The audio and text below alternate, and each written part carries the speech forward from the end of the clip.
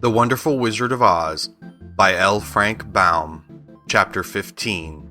The Discovery of Oz, the Terrible. The four travelers walked up to the great gate of Emerald City and rang the bell. After ringing several times, it was opened by the same guardian of the gates they had met before. "What are you, back again?" he asked in surprise. "Do you not see us?" answered the Scarecrow. "But I thought you had gone to visit the Wicked Witch of the West." "We did visit her," said the Scarecrow. "And she let you go again?" asked the man in wonder. "She could not help it, for she is melted," explained the Scarecrow. "Melted? Well, that is good news indeed," said the man. "Who melted her?" "It was Dorothy," said the lion gravely. "Good gracious!" exclaimed the man, and he bowed very low indeed before her. Then he led them into his little room and locked the spectacles from the great box on all their eyes, just as he had done before. Afterward, they passed on through the gate into the Emerald City. When the people heard from the guardian of the gates that Dorothy had melted the Wicked Witch of the West, they all gathered around the travelers and followed them in a great crowd to the Palace of Oz. The soldier with the green whiskers was still on guard before the door, but he let them in at once, and they were again met by the beautiful green girl, who showed each of them to their old rooms at once, so they might rest until the great wizard was ready to receive them. The soldier had the news carried straight to Oz that Dorothy and the other travelers had come back again after destroying the Wicked Witch, but Oz made no reply. They thought the great wizard would send for them at once, but he did not.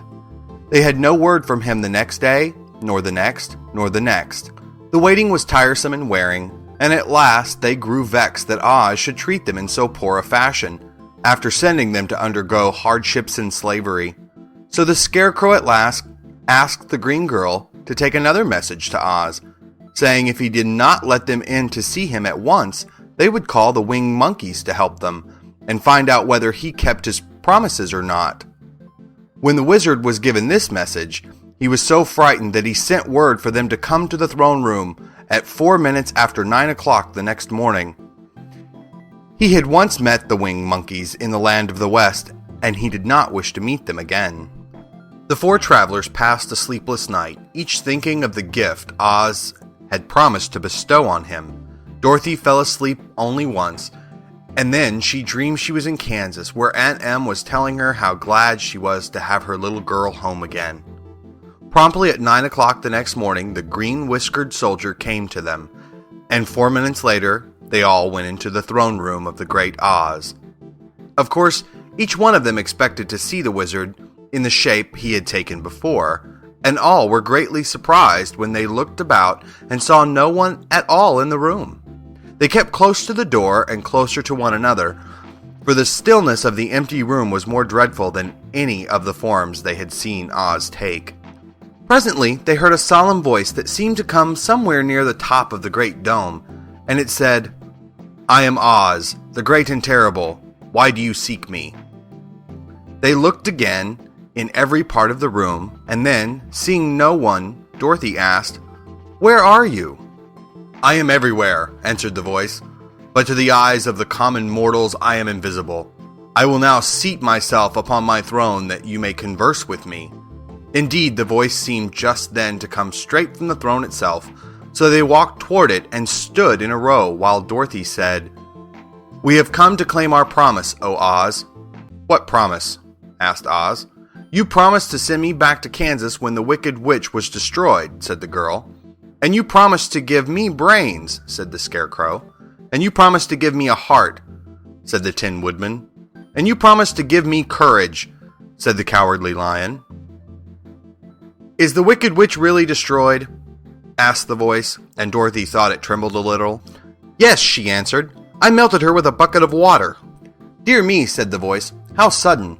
Well, come to me tomorrow, for I must have time to think it over." "You've had plenty of time already," said the Tin Woodman angrily. "We shan't wait a day longer," said the Scarecrow. "You must keep your promise to us," exclaimed Dorothy. The lion thought it might be as well to frighten the wizard. So he gave a large, loud roar, which was so fierce and dreadful that Toto jumped away from him in alarm and tipped over the screen that stood in the corner. As it fell with a crash, they looked that way, and the next moment all of them were filled with wonder, for they saw, standing in just the spot the screen had hidden, a little old man with a bald head and a wrinkled face, who seemed to be as much surprised as they were. The Tin Woodman, raising his axe, rushed toward the little man and cried out, "Who are you?" "I am Oz, the great and terrible," said the little man in a trembling voice. "But don't strike me, please, don't, and I'll do anything you want me to." Our friends looked at him in surprise and dismay. "I thought Oz was a great head," said Dorothy. "And I thought Oz was a lovely lady," said the Scarecrow. "And I thought Oz was a terrible beast," said the Tin Woodman. "And I thought Oz was a ball of fire," exclaimed the Lion. "No, you are all wrong," said the little man meekly. "I have been making believe." "Making believe?" cried Dorothy. "Are you not a great wizard?" "Hush, my dear. Don't speak so loud, or you will be overheard, and I should be ruined. I'm supposed to be a great wizard." "And you aren't?" she asked. "Not a bit of it, my dear. Just a common man." "You're more than that," said the Scarecrow in a grieved tone. "You're a humbug." "Exactly so," declared the little man, rubbing his hands together as if it pleased him. "I am a humbug." "But this is terrible," said the Tin Woodman. "How shall I ever get my heart?" "Or I my courage?" asked the Lion. "Or I my brains?" wailed the Scarecrow, wiping the tears from his eyes with his coat sleeve. "My dear friends," said Oz, "I pray you not speak of these little things. Think of me and the terrible trouble I am in at being found out." "Doesn't anyone else know you're a humbug?" asked Dorothy. "No one knows it but you four, and myself," replied Oz. "I have fooled everyone so long that I thought I should never be found out.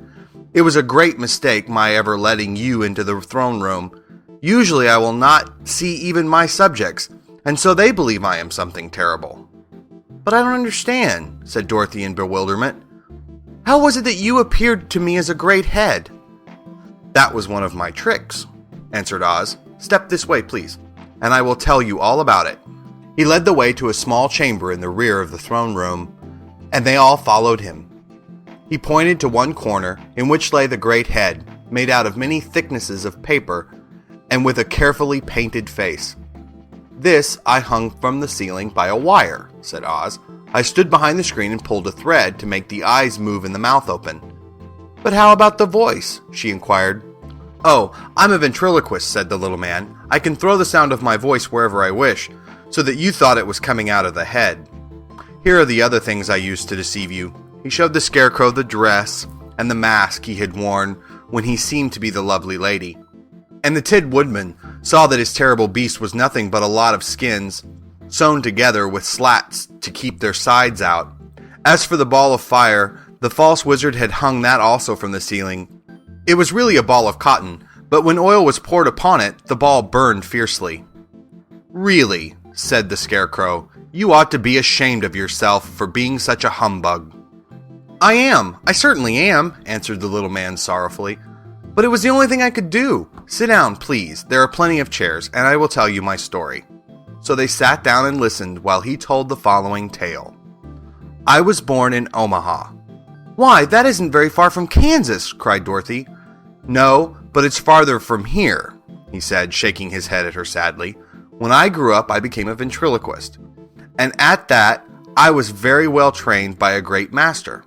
I can imitate any kind of bird or beast." Here he mewed so like a kitten that Toto pricked up his ears and looked everywhere to see where she was. "After a time," continued Oz, "I tired of that and became a balloonist." "What is that?" asked Dorothy. "A man who goes up in a balloon on circus day, so as to draw a crowd of people together and get them to pay to see the circus," he explained. "Oh," she said, "I know. Well, one day I went up in a balloon and the ropes got twisted so that I couldn't come down again. It went way up above the clouds, so far that a current of air struck it and carried it many, many miles away. For a day and a night I traveled through the air, and on the morning of the second day I awoke and found the balloon floating over a strange and beautiful country. It came down gradually, and I was not hurt a bit. But I found myself in the midst of a strange people, who, seeing me come from the clouds, thought I was a great wizard. Of course I let them think so, because they were afraid of me and promised to do anything I wished them to do. Just to amuse myself and keep the good people busy, I ordered them to build the city and my palace, and they did it all willingly and well. Then I thought, as the country was so green and beautiful, I would call it the Emerald City. And to make the name fit her better, I put green spectacles on all the people so that everything they saw was green.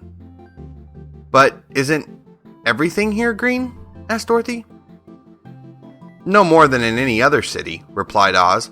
But when you wear green spectacles, why, of course, everything you see looks green to you. The Emerald City was built a great many years ago, for I was a young man when the balloon brought me here, and I am a very old man now. But my people have worn green glasses on their eyes so long that most of them think it really is an Emerald City. And it certainly is a beautiful place, abounding in jewels and precious metals, and every good thing that is needed to make one happy.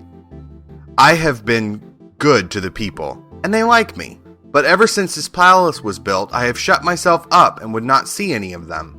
One of my greatest fears was the witches. For while I had no magical powers at all, I soon found out that the witches were really able to do wonderful things.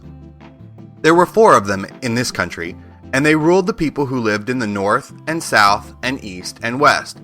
Fortunately, the witches of the north and the south were good, and I knew they would do me no harm. But the witches of the east and the west were terribly wicked, and had they not thought I was more powerful than they themselves, they would surely have destroyed me.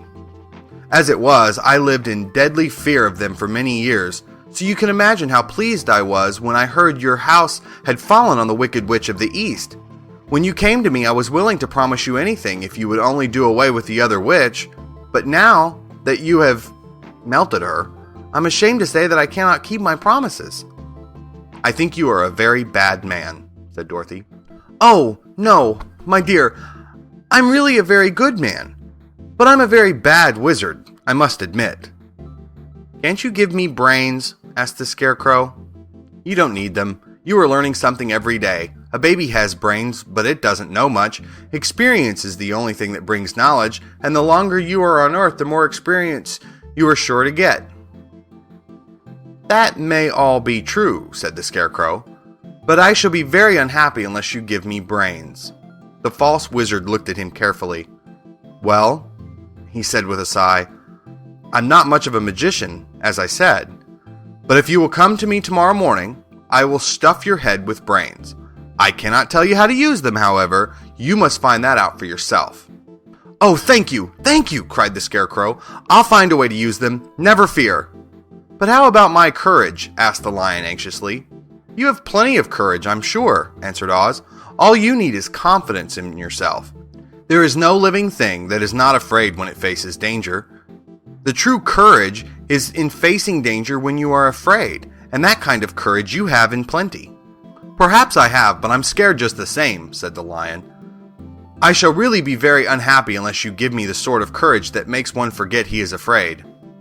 Very well, I will give you that sort of courage tomorrow, replied Oz. How about my heart? Asked the Tin Woodman.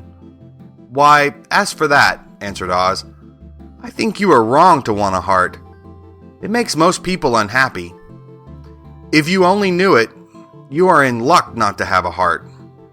That must be a matter of opinion, said the Tin Woodman. For my part, I will bear all the unhappiness without a murmur if you will give me the heart. Very well, answered Oz meekly. Come to me tomorrow and you shall have a heart. I have played wizard for so many years that I may as well continue the part a little longer. And now, said Dorothy, how am I to get back to Kansas?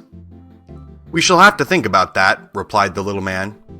Give me 2 or 3 days to consider the matter and I'll try to find a way to carry you over the desert. In the meantime, you shall all be treated as my guests. And while you live in the palace, my people will wait upon you and obey your slightest wish. There is only one thing I ask in return for my help, such that it is. You must keep my secret and tell no one I am a humbug. They agreed to say nothing of what they had learned, and went back to their rooms in high spirits. Even Dorothy had hoped that the great and terrible humbug, as she had called him, would find a way to send her back to Kansas, and if he did, she was willing to forgive him everything. End of chapter 15.